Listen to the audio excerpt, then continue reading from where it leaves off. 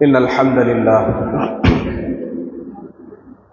نحمده ونستعينه ونستغفره ونؤمن به ونتوكل عليه ونعوذ بالله من شرور أنفسنا ومن سيئات أعمالنا من يهده الله فلا مضل له ومن يضلل فلا هادي له أشهد أن لا إله إلا الله وحده لا شريك له وأشهد أن سيدنا محمدًا عبده ورسوله اللهم صل على محمد وعلى آل محمد كما صليت على إبراهيم وعلى آل إبراهيم وبارك على محمد وعلى آل محمد كما باركت على إبراهيم وعلى آل إبراهيم إنك حميد مجيد أما بعد فقد قال الله تعالى في محكمه التنزيل والفرقان المجيد أعوذ بالله من الشيطان الرجيم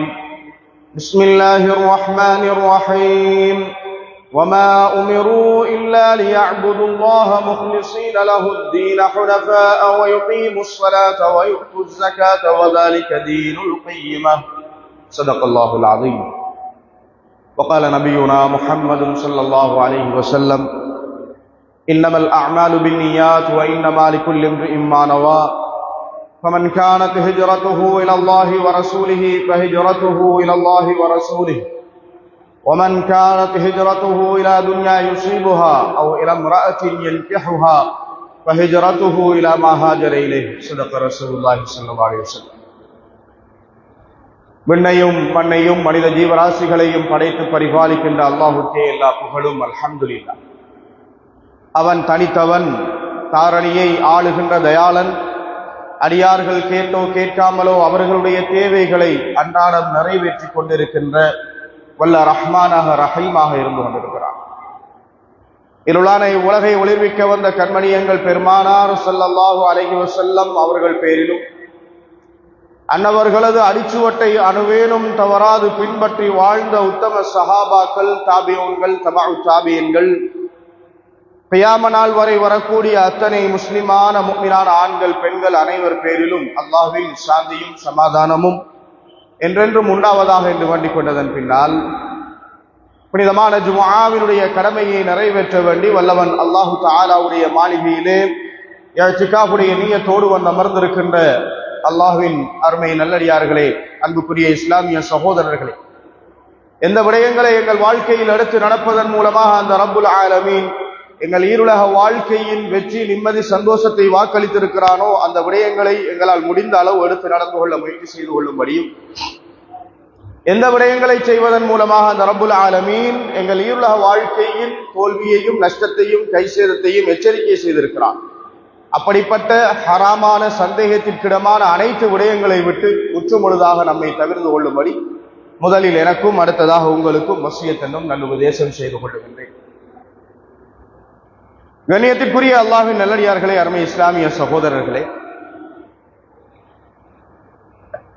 முஸ்லிம்களாகிய நாங்கள், குறிப்பாக இந்த இலங்கை திருநாட்டிலே இருக்கக்கூடிய முஸ்லிம்களாகிய நாங்கள் இந்த மாதம், புனிதமான ரபியுல் அவ்வல் மாதம், எங்களுடைய ஈருலக வெற்றிக்கும் ஈடேற்றத்திற்கும் வழியான எங்கள் கண்மணி நாயகம் ஸல்லல்லாஹு அலைஹி வஸல்லம் அவர்கள் பிறந்த, அதே போன்று அவர்கள் இந்த உலகத்தை விட்டு நீங்கிய, அவர்களுடைய ஞாபகார்த்தம் நிறைந்த ஒரு கண்ணியமான மாதமாக இருக்கின்றது.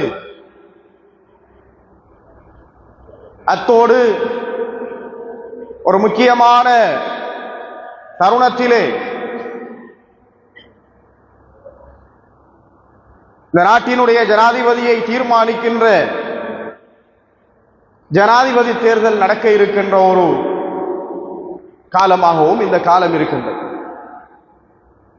கண்ணியத்திற்குரியவர்களே,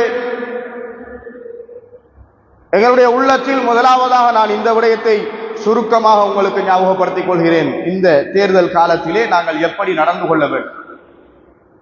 வாக்களிப்பது என்பது, யாருக்கு வாக்களிப்பது, யாரை ஆதரவளிப்பது என்பது ஒவ்வொருவருக்கும் இருக்கின்ற தனிப்பட்ட உரிமை. அதிலே யாரும் கை வைக்க முடியாது, தடை போட முடியாது.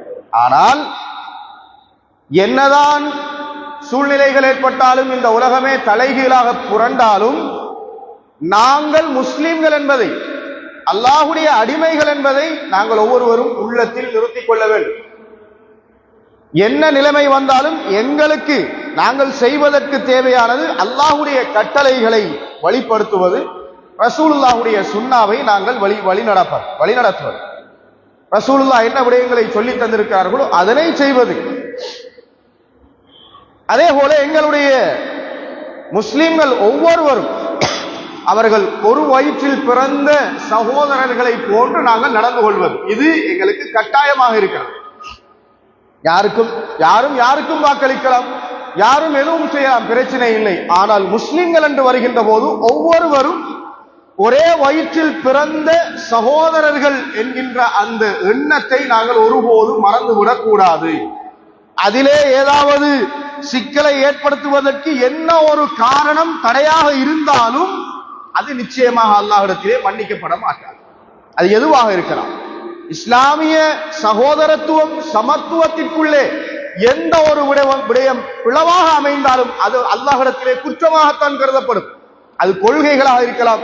நாங்கள் பின்பற்றுகின்ற கொள்கைகளை வைத்து நாங்கள் இன்னொரு கோஷ்டியோடு, இன்னொரு குழுவோடு சண்டை பிடிக்கிறோம் என்றால் அதற்கும் அல்லாஹ்விடத்திலே கேள்வி இருக்கிறது, தண்டனை இருக்கிறது. இஸ்லாமிய கொள்கைகளே அதற்கே இப்படிப்பட்ட நிலைமை என்றால்,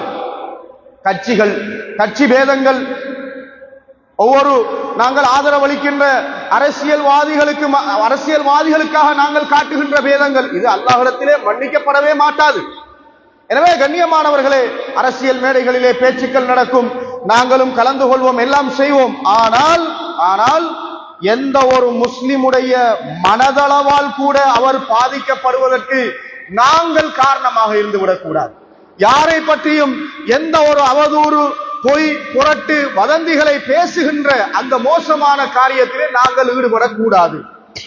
4-5 பேர் சேர்ந்தால், குறிப்பாக இந்த காலத்திலே சுப்ஹானல்லாஹ், அல்லாஹ்வுடைய லவ்ஹுல் மஹ்ஃபூலை நேரடியாக பார்த்து வந்தவர்களும் அதிலே இருப்பார்கள். அவன் தான் வருவான். அவர் பார்த்துட்டார் லவ்ஹுல் மஹ்ஃபூல்ல, அவன் தான் வருவான். அவனாலதான் ஏழும். சுப்ஹானல்லாஹ், யாருடைய தன்மையை கொடுக்கிறார்கள்? அல்லாஹ்வுடைய தன்மையை கொடுக்கிறார்கள் அவனுக்கு, அவனால மட்டும்தான் ஏழும். கண்ணியமானவர்களே, எப்படிப்பட்ட ஒரு நிலைமையிலே நம்முடைய சமூகம் மாறி இருக்கிறது. நாங்கள் யார்? அல்லாஹ்வை ஏற்றுக்கொண்ட, எந்த விடயத்தை நம்பியவர்கள்? வானம் பூமியை படைப்பதற்கு 50,000 வருடங்களுக்கு முன்னால் அல்லாஹ் சுப்ஹானஹு வ தஆலா ரசூலுல்லாஹி ஸல்லல்லாஹு அலைஹி வஸல்லம் அவர்கள் தெளிவாக சொல்லி காட்டுகிறார்கள், ருஃபிஅத்தில் அக்லாம் வ ஜஃபத்திஸ் ஸுஹுப். ஒவ்வொருவருடைய கண்ணுக்கு தெரிகின்ற தெரியாத ஒவ்வொரு ஜீவராசியுடைய விதியையும் அல்லாஹு தஆலா தீர்மானித்து எழுதி முடித்து விட்டான். அந்த பேராக்களும் உயர்ந்து விட்டது, எழுதிய மையம் காய்ந்து போய்விட்டது. இனி அதிலே மாற்றத்திற்கு இடம் இருக்காது. எல்லாம் அல்லாஹு தஆலா நினைத்தது போன்று, நாடியது போன்று இந்த உலகத்திலே நடந்து கொண்டிருக்கும். யாரும் அதை பற்றி யோசிக்க தேவையில்லை, யாரும் அதை பற்றி கதைக்க வேண்டிய அவசியம் இல்லை. கண்ணியமானவர்களை, யார் வருவார் என்பது அல்லாஹு தஆலா தீர்மானித்து வைத்திருக்கிறான். பேச்சுக்களை, பேசக்கூடிய பேச்சுக்களை மிக கவனமாக பேச வேண்டும். கண்ணியமானவர்களே, ஷிர்க்குடைய வார்த்தைகளை பேசுகிறோம், அல்லாஹுக்கு இணை வைக்கின்ற, அல்லாஹுடைய தன்மைகளை, சக்திகளை மனிதனுக்கு கொடுக்கின்ற மோசமான கேவலமான பேச்சுக்களை நாங்கள் பேசுகிறோம் இந்த காலத்திலே. மாத்திரமல்ல, பேச ஆரம்பித்து விட்டால் சுப்ஹானல்லாஹ், இன்னும் ஒரு முஸ்லிமாக இருந்தாலும் அவனுடைய மானம் மரியாதையை கீறி கிழிக்கின்ற அளவுக்கு பேச்சுக்கள் அமைகின்றது. அவன் கள்ளன், பச்சை கள்ளன், கண்ணால கண்டே அவன் ஊட்ட வந்தா அவன் களவெடுத்த இல்லே, யாரு கண்ட களவெடுத்த என்ன லேசா சொல்லிட்டு போறாங்க. சுப்ஹானல்லாஹ், அவன் கள்ளன். அல்லாஹ்ட்ட என்ன பதில் சொல்லலும்? நாங்க ஜனாதிபதியை தீர்மானிக்கிறதுக்கு தான் அப்படி பேசுறோம் என்று சொல்லலாமா? காரணம் என்ன? காரணம் சொல்லலாம்?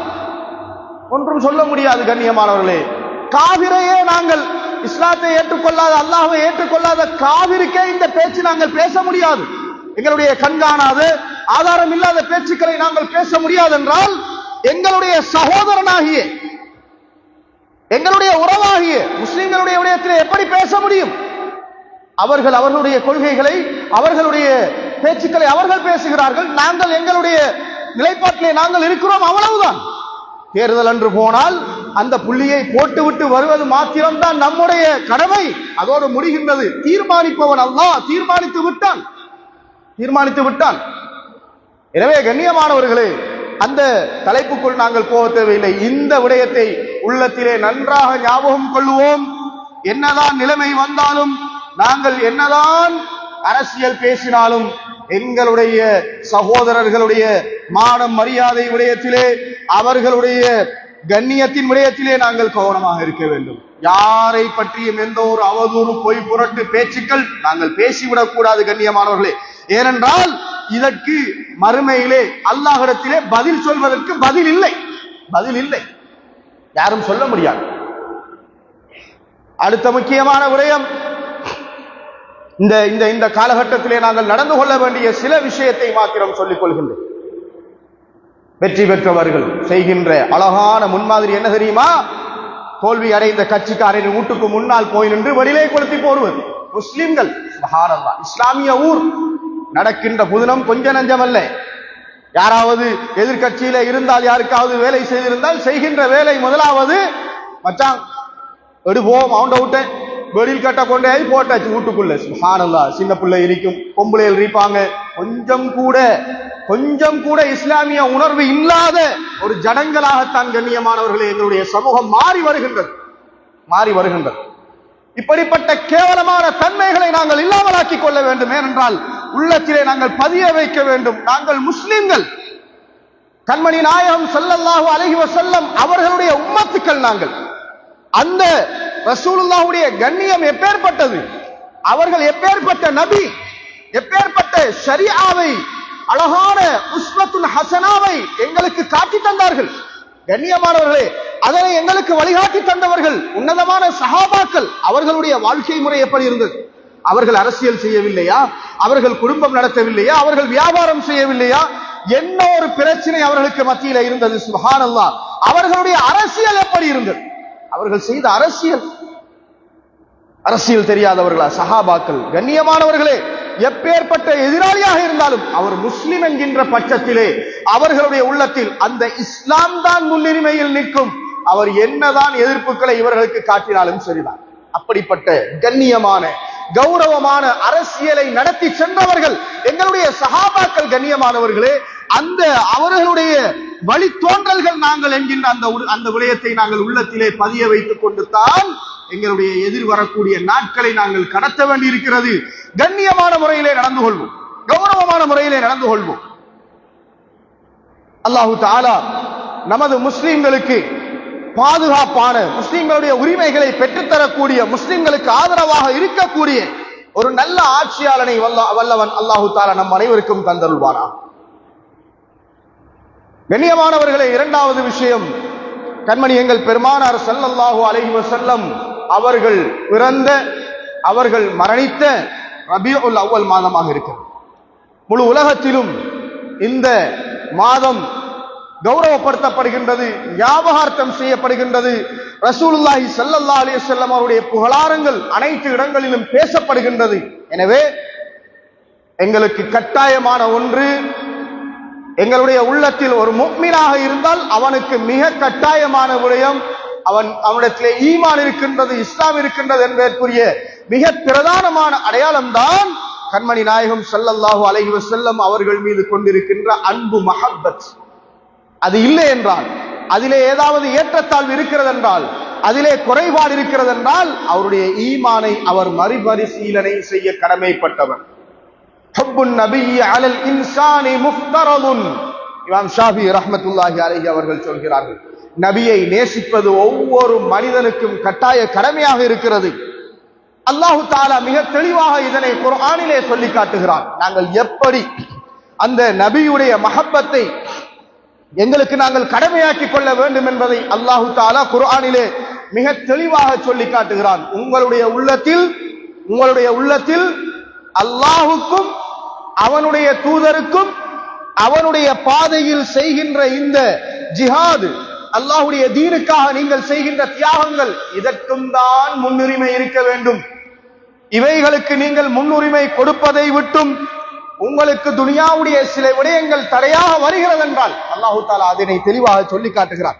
குல் இன் கான ஆபாவுக்கும், உங்களுடைய தந்தைமார், உங்களுடைய பெற்றோர்கள் நீங்கள் அல்லாஹுக்கும் ரசூலுக்கும் வழிபடுவதிலே இருந்து தடையாக இருக்கிறார்கள் என்றால், அபுனாவுக்கும், உங்களுடைய பிள்ளைகளுக்காக வேண்டி நீங்கள் மார்க்கத்தை, அல்லாஹ்வை, ரசூலை விட்டுக் கொடுக்கிறீர்கள் என்றால், வைஹ்வானுக்கும், சகோதரர்கள், அஸ்வாஜுக்கும், மனைவியர்கள், அஷீரத்துக்கும், குடும்பத்தவர்கள், அம்வாலுக்கு தரஃப்துமூஹா, நீங்கள் சேர்த்து வைத்திருக்கக்கூடிய அந்த சொத்து செல்வங்கள், வதிஜாரத்துன் தக்ஷௌன கஸாதஹா, நஷ்டமடைந்து விடக் கூடாதே என்று பார்த்து நீங்கள் கவனமாக செய்யக்கூடிய உங்களுடைய வியாபாரம், வமசாகினு தர்தௌனஹா, நீங்கள் என்ஜினியர் பிடித்து மேசனை நல்ல குவாலிட்டி யாரென்று பார்த்து பிடிச்சி நீங்க உங்களோட மன விருப்பத்தோட இப்படி எல்லாம் வரணும் என்று பார்த்து கட்டுகிறீர்களே உங்களுடைய வீடு, நீங்கள் உங்களுடைய இருப்பிடங்கள், இவைகள் எல்லாம் அஹப்ப இலைக்கும், உங்களுக்கு விருப்பமாகிவிட்டால், உங்களுடைய உள்ளத்தில் நேசம் மிகுந்ததாக ஆகிவிட்டால், யாரை விட,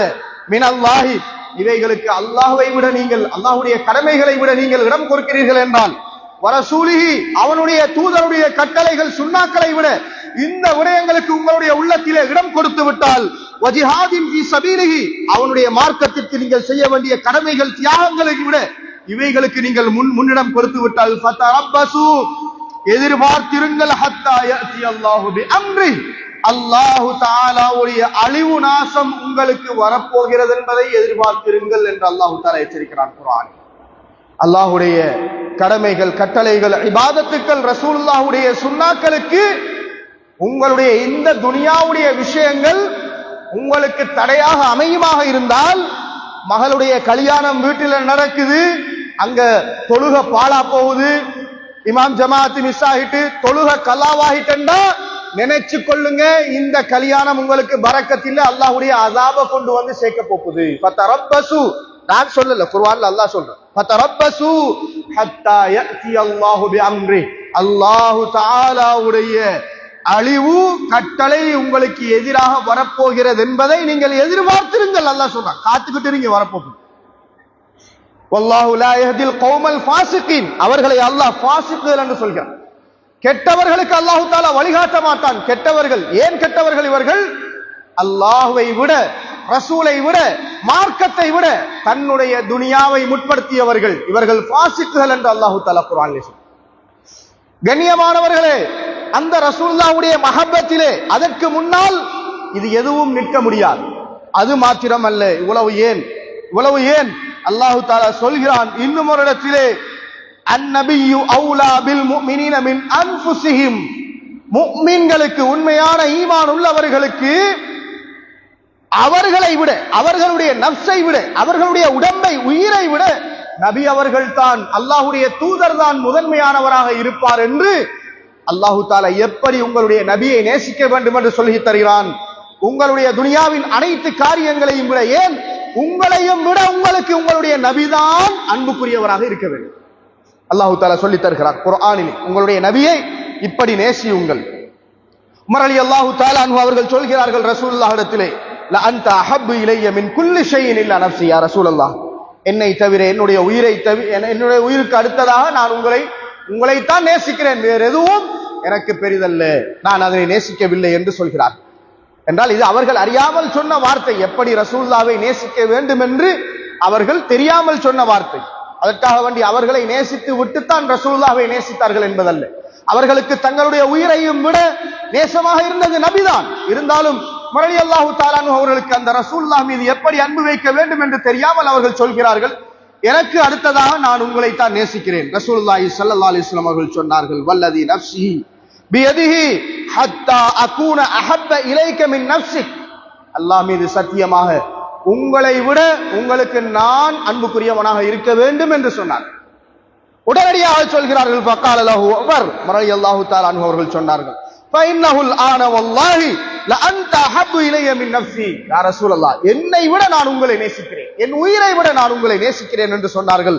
ரசூலுல்லாஹி ஸல்லல்லாஹு அலைஹி வஸல்லம் அவர்கள் சொன்னார்கள், அல் ஆன யா உமர், இப்போதுதான் உமரே நீங்கள் உண்மையான நேசத்தை கொண்டிருக்கிறீர்கள் என்று ரசூலுல்லாஹி ஸல்லல்லாஹு அலைஹி வஸல்லம் அவர்கள் அந்த அருமையான சஹாபாக்களுக்கு விளங்கப்படுத்தினார்கள். என்றால் கண்ணியமானவர்களே, அந்த ரசூலுல்லாஹ் மீது நாங்கள் எங்களை விட நேசம் கொள்வதை அல்லாஹு தஆலா எங்களுக்கு கடமையாக்கி இருக்கிறார்.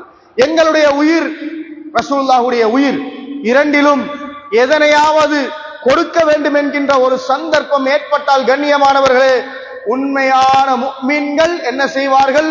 அல்லாஹ் மீது, ரசூல் மீது ஈமான் கொண்டவர்கள், எங்களுடைய உயிரை எடுத்துக் கொள்ளுங்கள், ரசூலுல்லாஹ்வை விட்டு விடுங்கள். இதுதான் அந்த சஹாபாக்கள் காட்டி தந்த மஹப்பத்துர் ரசூல், ரசூலுல்லாஹ்வுடைய நேசமாக இருக்கிறது. அன்பார் சஹாபாக்கள் சுப்ஹானல்லாஹ், யுத்த நேரங்களிலே ரசூலுல்லாஹ்வுக்கு எங்கிருந்தாவது அம்போ ஈட்டியோ வந்து பட்டுவிடும் என்பதற்காக வேண்டி சுப்ஹானல்லாஹ் அந்த ரசூலுல்லாஹ்வுடைய கூடாரத்தையே சுற்றி சுற்றி வருவார்கள்.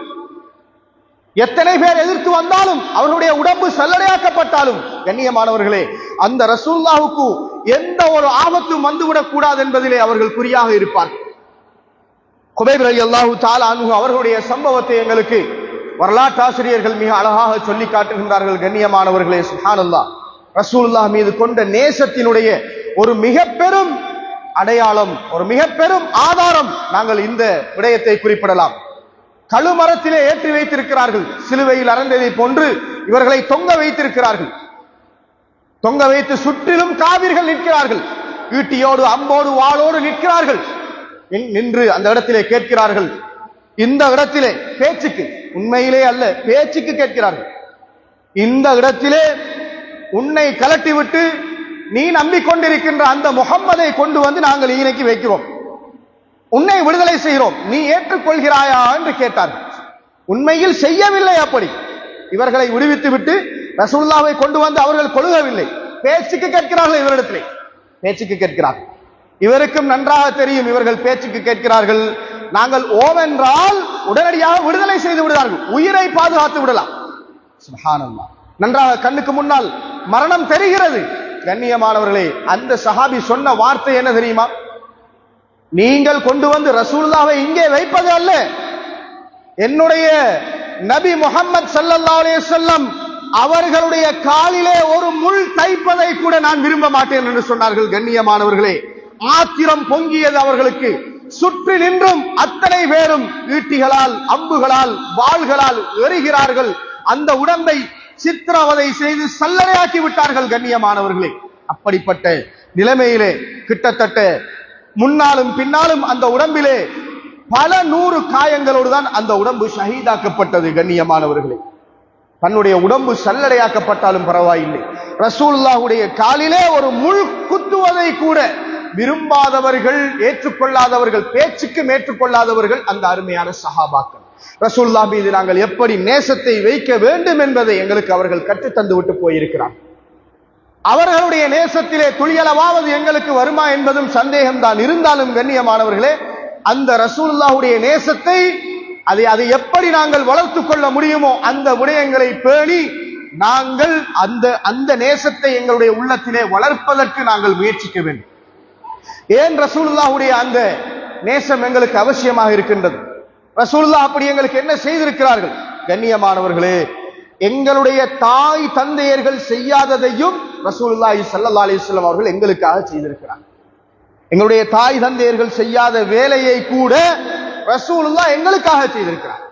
சில நேரங்களிலே நாங்கள் பார்க்கிறோம், முஸ்லிமான தாய் தந்தையர்களுக்கு பிறந்த பிள்ளை, முஸ்லிம் குழந்தை, அந்த குழந்தை தன்னுடைய கண்ணுக்கு முன்னால் வழிகட்டு போகிறது. அந்த குழந்தை வழிகட்டு போவதற்கு தான் காரணம் என்றிருந்தும் கூட, நன்றாக தெரிந்தும் கூட, இன்று எத்தனையோ பெற்றோர்கள் தங்களுடைய வரட்டு கௌரவத்திற்காக வேண்டி அந்த பிள்ளையை எங்களுடைய பிள்ளைக்கு ஒருத்தர் ஒன்றும் செல்ல போறான்னு சொல்லி அந்த பிள்ளையை நரகவாதியாக மாற்றிக்கொண்டிருப்பதை நாங்கள் பார்த்துக் கொண்டிருக்கிறோம்.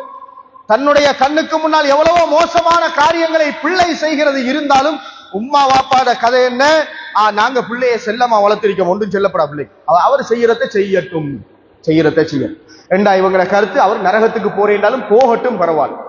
ஆனால் கண்ணியமானவர்களே, ரசூலுல்லாஹி ஸல்லல்லாஹு அலைஹி வஸல்லம் அவர்கள் எங்களுக்காக வேண்டி இந்த உலகத்தில் மாத்திரம் கவலைப்பட்டவர்கள் அல்ல, இந்த உலகத்தில் மாத்திரம் கவலைப்பட்டவர்கள் அல்ல. நாளை மறுமையிலே அந்த அல்லாஹ்வுடைய சன்னிதானத்திலே, அந்த மஹ்ஷர் மைதானத்திலே யாரொருவரும், எந்த பெரிய பிரம்மாண்டமான மலக்கும் அந்த அரிசை சுமந்து கொண்டிருக்கக்கூடிய அந்த ஹமலத்துல் அரிஸ், பிரம்மாண்டமான படைப்புகள் அன்பானவர்களே, அல்லாஹு தாலா அன்றைய தினம் இருக்கின்ற கோபத்திலே, அதற்கு முன்பும் இருந்திருக்க மாட்டான், அதற்கு பின்பும் அவன் இருக்க போவதில்லை. அப்படிப்பட்ட ஒரு கோபத்தில் அல்லாஹு தாலா இருப்பான். அந்த உக்கிரமமான நேரத்திலே கண்ணியமானவர்களே, அனைவரும் கூனி குறுகி போய் இருப்பார்கள். எங்களுடைய நிலைமை என்னவாகுமோ என்று பயந்து கொண்டிருக்கக்கூடிய அந்த நேரத்திலே எங்களுடைய கண்மணி நாயகம் ஸல்லல்லாஹு அலைஹி வஸல்லம் அவர்கள் மாத்திரம்தான் அல்லாஹு தஆலாவுடைய இந்த நிலைமையை கண்டு அப்படியே சுஜூதிலே விழுந்து விடுவார்கள். சுப்ஹானல்லாஹ், பல வருட காலம் அப்படியே சுஜூதிலே இருப்பார்கள். 40 வருடம் என்று வருகிறது, பல ரிவாயத்துக்கள் வருகிறது. அப்படியே சுஜூதிலேயே இருப்பார்கள். அல்லாஹ் அல்லாஹ் உன்னுடைய கோபத்தை தணித்து விடு, யா அல்லாஹ் உன்னுடைய கோபத்தை தணித்து விடு, அல்லாஹ்வை அஞ்சி, அல்லாஹ்வை தக்வா செய்து, அல்லாஹ்வை எப்படியாவது கோபத்தை தணித்து விட வேண்டும் என்பதற்காக வேண்டி கண்ணியமானவர்களே, எங்களுடைய நபி முஹம்மது ஸல்லல்லாஹு அலைஹி வஸல்லம் அவர்கள் தான் அந்த மஹ்ஷர் மைதானத்திலே எங்களுக்காக வேண்டி சுஜூதிலே இருப்பார்கள். எல்லா நபிமார்களும் ரசூல்மார்களுமே கூட, உலுல் அஸ்ம்கள் கூட, யா நப்சி எனக்கு என்ன நடக்குமோ என்று அஞ்சிக் கொண்டிருக்கின்ற நேரத்திலே எங்களுடைய நபி மாத்திரம்தான் கண்ணியமானவர்களே எங்களுக்காக வேண்டி கவலைப்பட போகிறார்கள். எங்களுடைய உம்மா கூட எம்மை கண்டால், நம்மை கண்டால் விரண்டோடி விடுவாள். ஒருவருடைய தாய் தந்தை விரண்டோடி விடுவார். சகோதரன்கள் எங்கே நன்மைகளை கேட்டு விடுவானோ என்று பயந்து விரண்டோடி விடுவார்கள். மனைவி, பெற்றெடுத்த பிள்ளைகள் ஓடிவிடும். எங்களுடைய நபி நாங்கள் கண்ணால் காணவில்லை, ரசூலுல்லாஹ் எங்களை கண்ணால் காணவில்லை, ஆனால் எங்களுக்காக நிற்பார்கள். அங்கே எங்களுக்காக சிபாரிசு செய்வார்கள், எங்களுக்காக அல்லாஹ்விடத்திலே சுஜூது செய்வார்கள், அல்லாஹ்வுடைய கோபத்தை தணிப்பார்கள். தன்னுடைய ஹபீப் முஹம்மது ஸல்லல்லாஹு அலைஹி வஸல்லம் சுஜூதிலே இருக்கிறார்கள். அவர்களுடைய அந்த நிலைமையை பார்த்து அல்லாஹ்வுடைய கோபம் கொஞ்சம் கொஞ்சமாக குறையும்.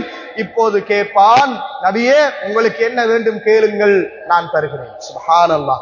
அந்த நேரத்திலே ரசூலுல்லாஹி ஸல்லல்லாஹு அலைஹி வஸல்லம் அவர்கள் சிபாரிசு செய்வார்கள், யா அல்லாஹ் இந்த மஹ்ஷருடைய மைதானத்தை விட்டும் இவர்களை பாதுகாத்து கேள்வி கணக்கே ஆரம்பித்து விடுவாயாக யா அல்லாஹ் என்று ரசூலுல்லாஹி ஸல்லல்லாஹு அலைஹி வஸல்லம் அவர்கள் சொன்னதன் பிற்பாடுதான் கண்ணியமானவர்களே அங்கே கேள்வி கணக்கு ஆரம்பிக்கும்.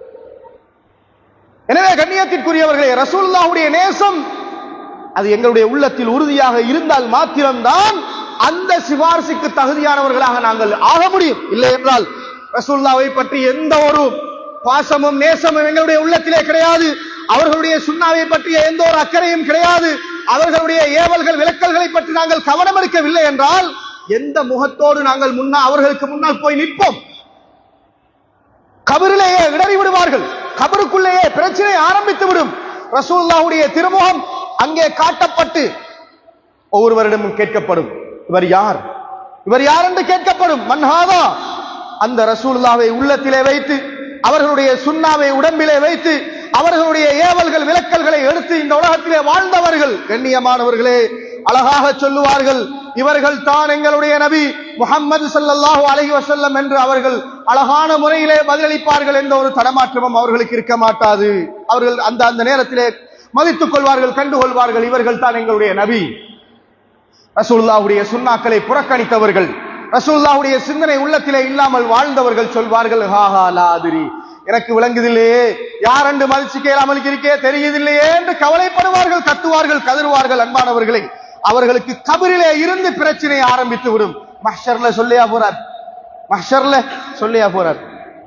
அந்த ரசூலுல்லாஹுடைய சுன்னாவை புறக்கணித்தவர்கள், அந்த சுன்னாவை மாற்றி தேவையில்லாத பித்அத்துக்களை உலகத்திலே செய்தவர்கள். கண்ணியமானவர்களே, அந்த ஹவுதுல் கௌசரிலே, நீர் தடாகத்திலே இப்போது ரசூலுல்லாஹி ஸல்லல்லாஹு அலைஹி வஸல்லம் அவர்களுடைய அந்த முபாரக்கான கரங்களினால் எல்லோருமே அந்த ஹவுதுல் கௌசரிலே இருந்து நீர் பருகுவதற்காக வேண்டி போய் வரிசையிலே நிற்பார்கள்.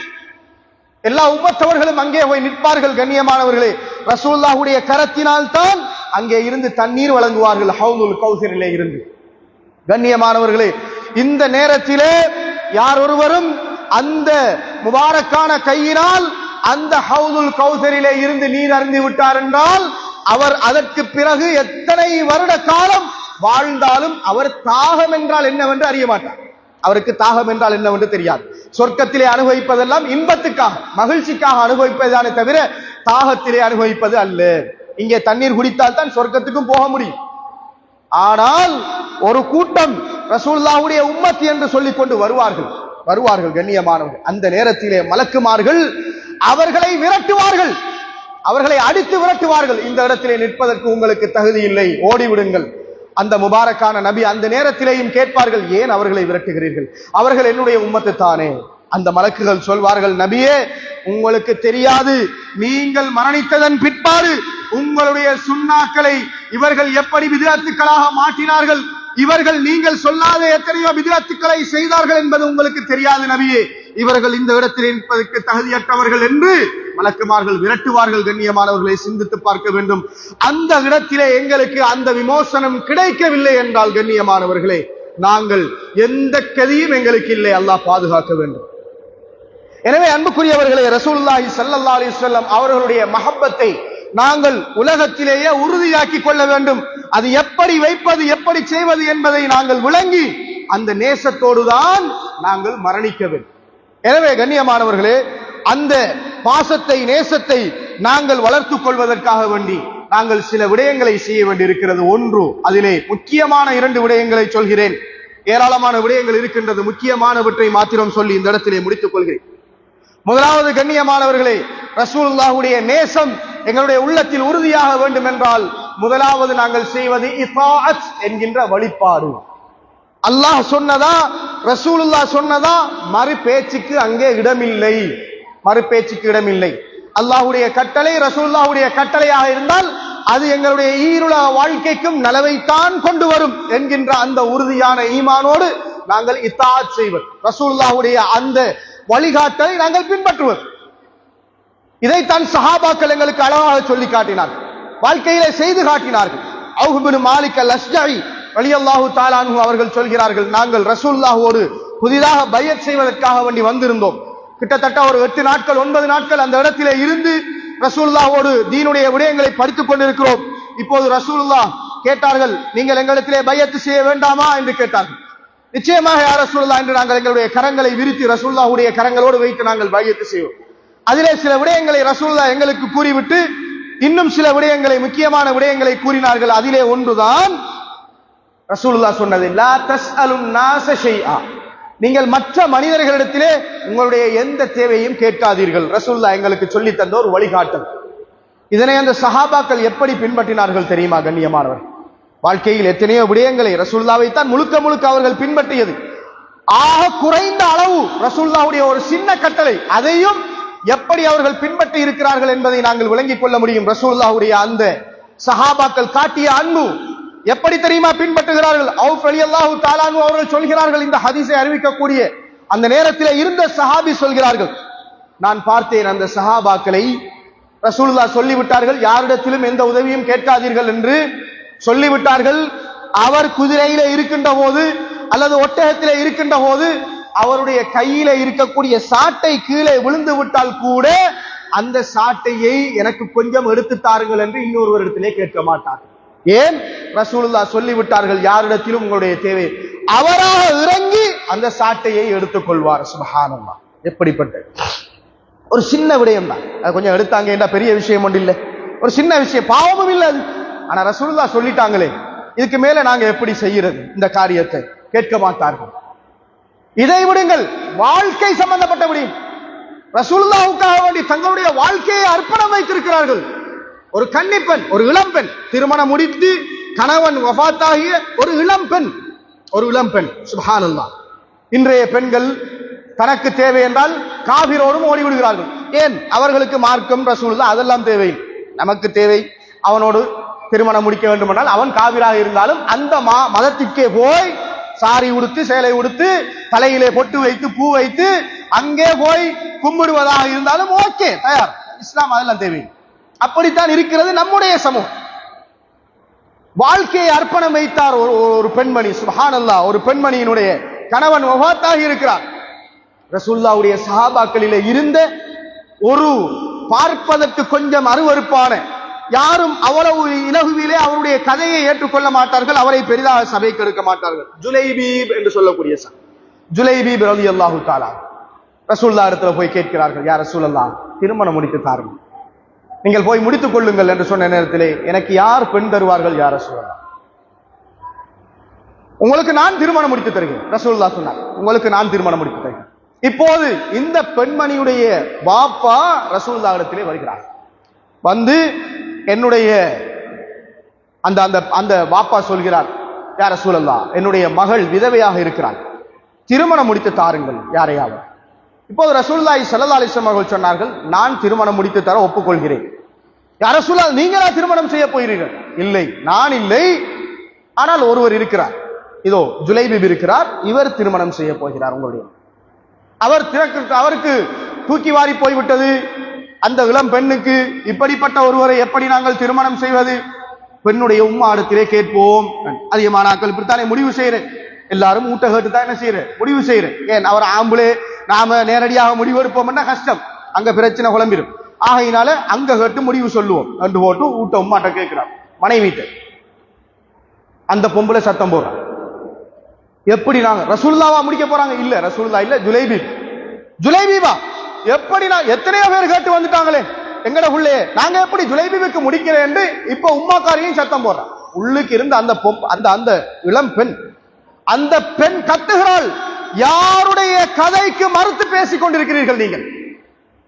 யார் சொன்னதை எதிர்த்து நீங்கள் இங்கே பேசிக் கொண்டிருக்கிறீர்கள்? ரசூலுல்லாஹ் ஒருவரை சொல்லிவிட்டார் திருமணம் முடிப்பதற்கென்றால், எனக்கு அவர் மூலமாக இந்த ஈருலகிலும் ஏதோ நலவு இருக்க போய்த்தான் ரசூலுல்லாஹி ஸல்லல்லாஹு அலைஹி வஸல்லம் அவர்கள் சொல்லி இருக்கிறார்கள் என்னை அவரை திருமணம் முடிக்கும்படி. ரசூலுல்லாஹ்வுடைய பேச்சுக்கு எதிராக நீங்கள் பேசிக் கொண்டிருக்கிறீர்கள் என்று தன்னுடைய தாயையும் தந்தையையும் அதட்டிவிட்டு ரசூலுல்லாஹ்வுடைய பேச்சை கேட்டு அந்த பெண்மணி, கண்ணியமானவர்களே, இந்த ஜுலைபீபை திருமணம் செய்து கொள்கிறார்கள். ரசூலுல்லாஹி ஸல்லல்லாஹு அலைஹி வஸல்லம் அவர்கள் துஆ செய்தார். இதுதான் கண்ணியமானவர்களே இதாத், வழிபாடு.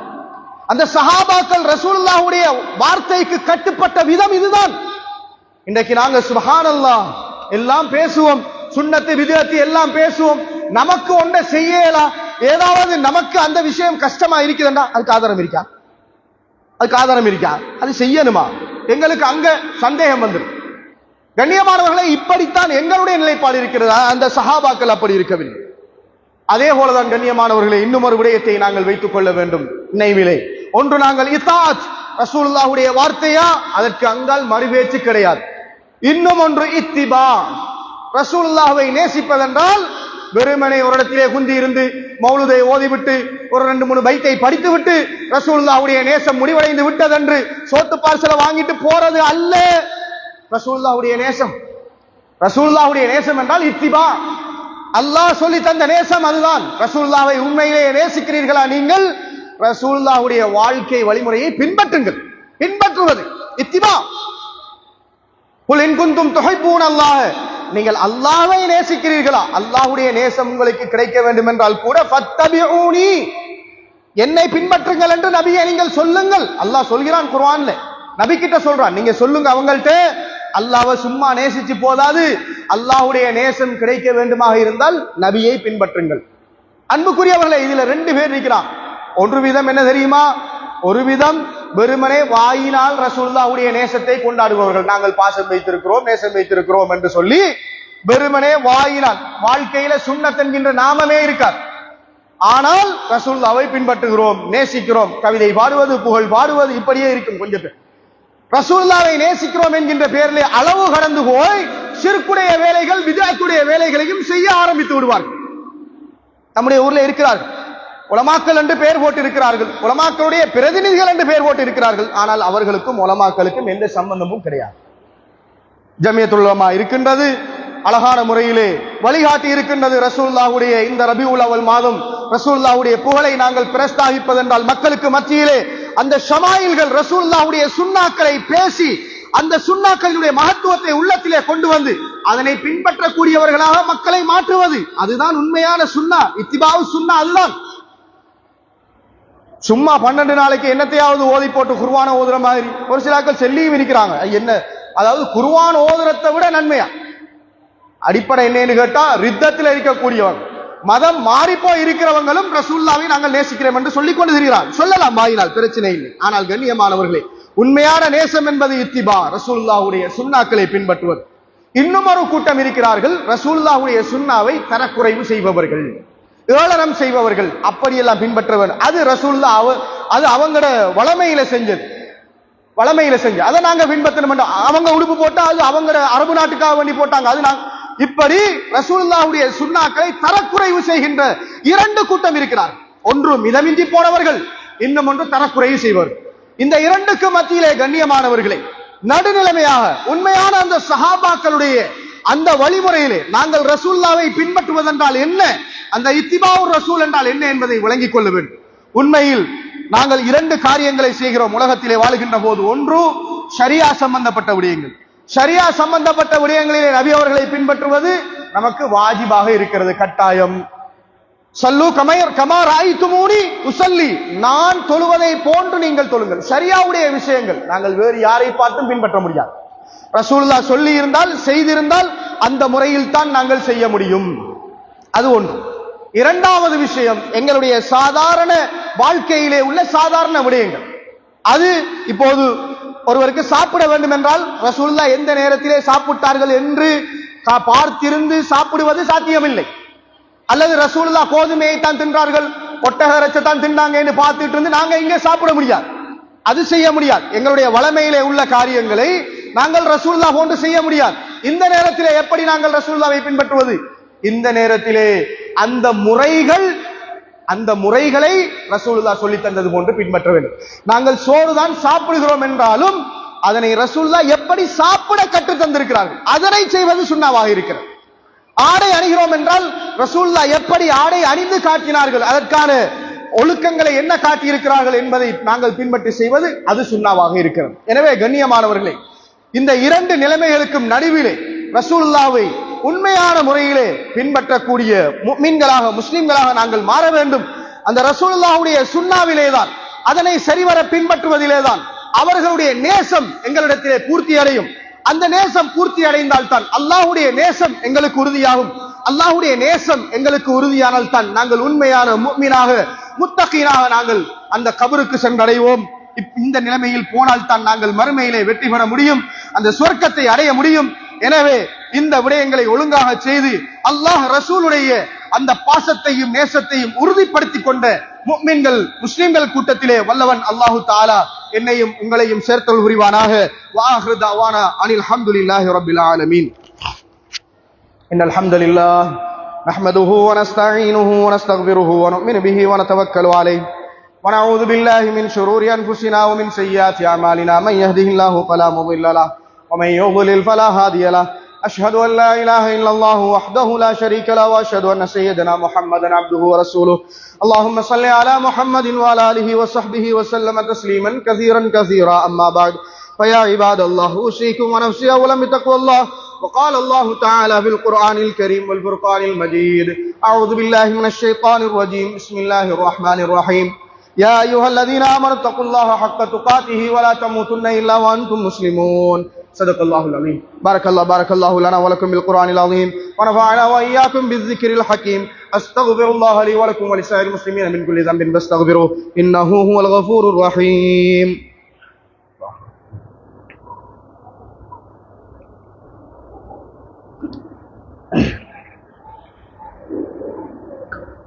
إن الحمد لله نحمده ونستعينه ونستغفره ونؤمن به ونتوكل عليه ونعوذ بالله من شرور أنفسنا ومن سيئات أعمالنا من يهده الله فلا مضل له ومن يضلل فلا هادي له. أشهد أن